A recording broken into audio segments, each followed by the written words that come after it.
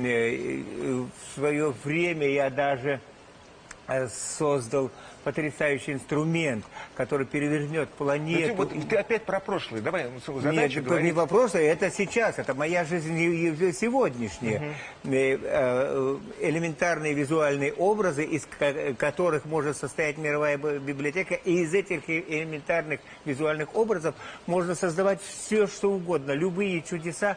И, в общем, это гораздо в миллиарды раз круче, чем YouTube. Вот чем я занимаюсь. Зачем ты это делаешь? А? Зачем ты это делаешь? Ты знаешь, вот был один пацан, которого мы все знаем, и, культурные люди, колдыри, может быть, не знают, называли его Сократом. Ну, я слышал о таком пацане, да. Вот зачем он это все делал? Ты объясни. Чтобы его сограждане отравили. Вот он ходил и добивался. Ходил на базар, там, за ним бегала жена, вопила, дай хоть кусок хлеба, дома дети нищие, а ты по базарам шляешься и достаешь народ.